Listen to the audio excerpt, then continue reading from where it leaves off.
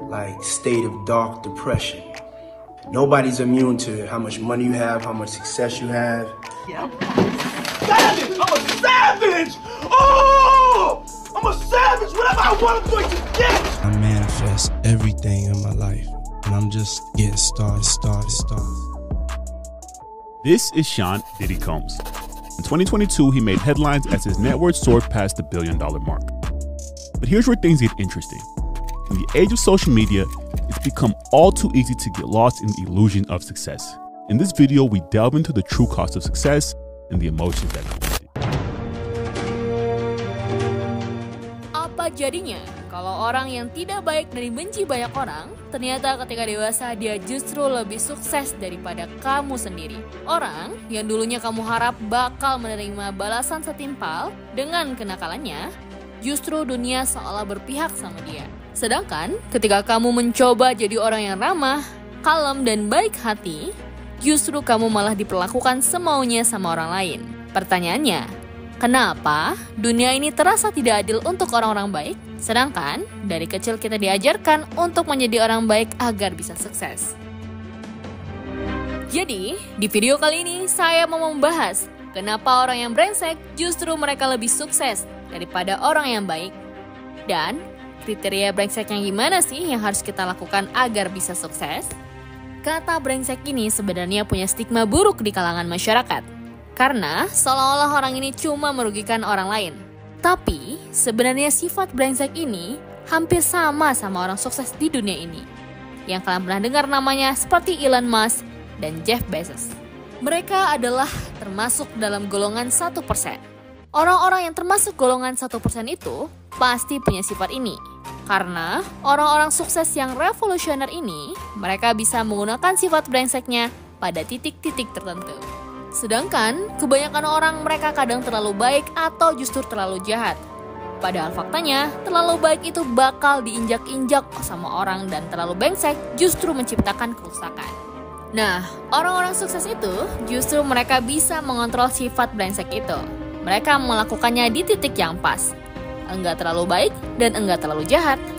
Nah, jadi di mana sih titik brengsek mereka ini? So, disimak video ini sampai habis supaya kalian enggak salah ambil kesimpulan dan membuat kalian justru jadi orang yang terlalu jahat.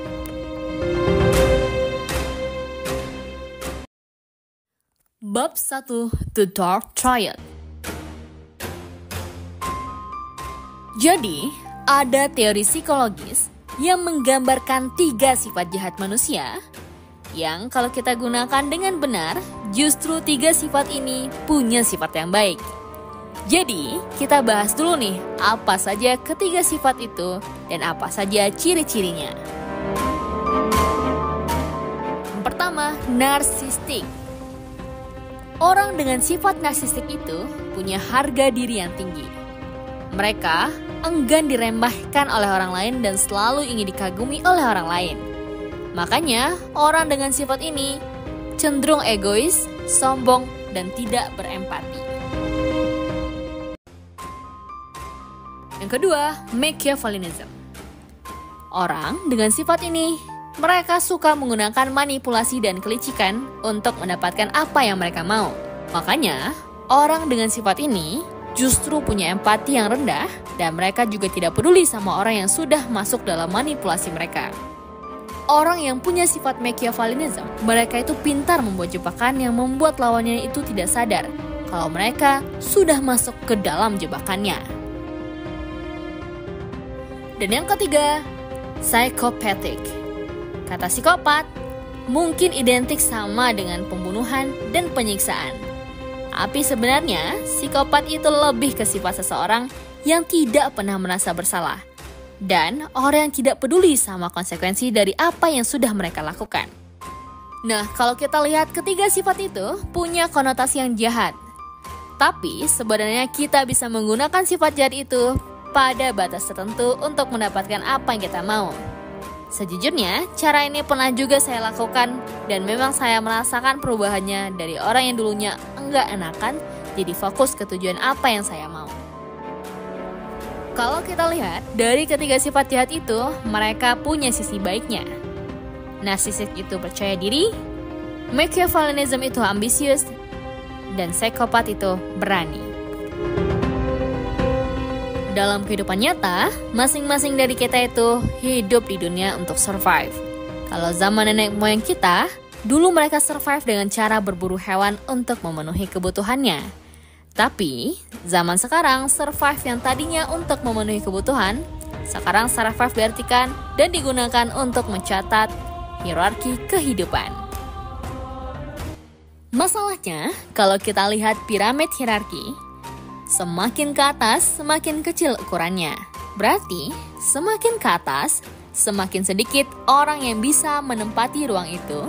Dan yang jadi masalah lagi, untuk naik ke atas itu bukan siapa yang paling cepat memanjat, tapi siapa yang paling kuat untuk manjat.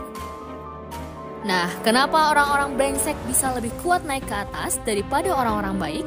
Karena orang-orang yang terlalu baik secara tidak sadar, mereka selalu memberikan jalan untuk orang-orang jahat ini naik ke atas. Dan orang-orang yang punya sifat dark triad ini, mereka menggabungkan itu jadi satu, yaitu percaya diri, ambisius, dan berani. Yang pertama, narsistik. Orang dengan narsistik ini selalu percaya diri dengan idenya. Mereka akan melakukan berbagai cara agar orang lain setuju dengan ide mereka. Dan orang dengan sifat narsistik ini, mereka membranding dirinya supaya terlihat meyakinkan. Yang kedua, Machiavellianism. Orang sukses yang punya sifat ini, mereka selalu ambisius untuk mendapatkan apa yang mereka mau. Intinya, orang yang punya sifat ini, mereka akan lakuin apapun untuk mendapatkan apa yang mereka mau. Bahkan, mereka juga bodoh amat sama orang yang sudah masuk ke jebakan manipulasinya. Ketiga, psychopathic. Kalau kalian mendengar kata psikopat, pasti identik dengan sifat yang kejam dan tidak peduli sama hukuman. Nah, orang-orang sukses yang punya sifat ini, mereka adalah orang yang pintar melihat kelemahan musuh atau kelemahan kompetitornya. Mereka akan menyerang di titik lemah itu. Orang sukses punya sifat ini.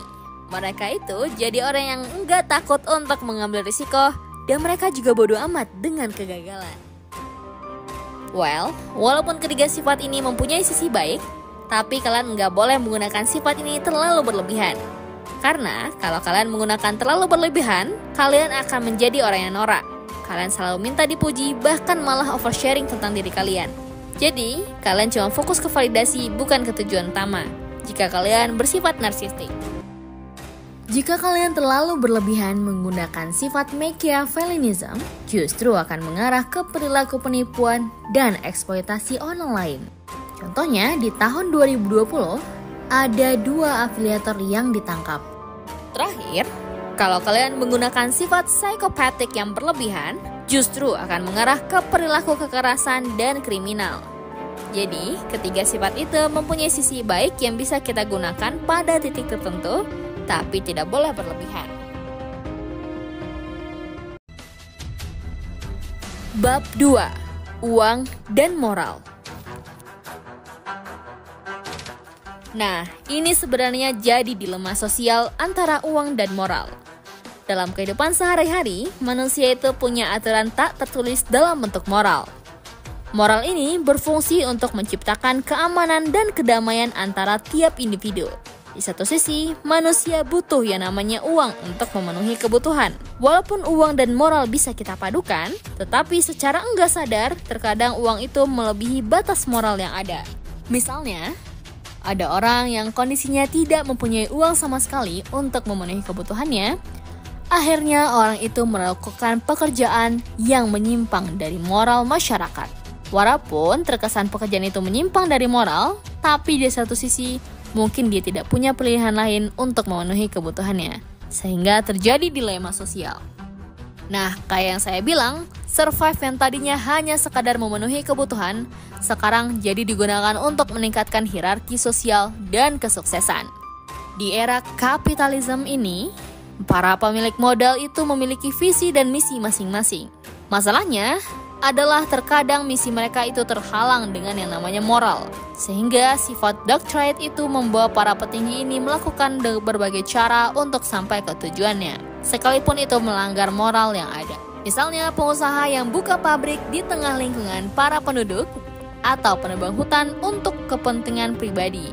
Walaupun lahannya itu milik dia pribadi, tapi kan dampaknya itu mencemari lingkungan sekitar dan merusak habitat hewan di sana. Ya, walaupun sah-sah saja selagi itu lahan yang legal. Jadi, kalau kalian mengukur kesuksesan itu dengan uang, memang ada kaitannya antara uang dan moral. Karena terkadang moral itu tunduk sama laba keuntungan. Tapi bukan berarti ini menimbulkan persepsi baru kalau semua orang kaya itu jahat dan serakah. Maksudnya adalah orang brengsek itu bukan berarti dia tidak bisa sukses. Jadi jangan sampai kebalik nih.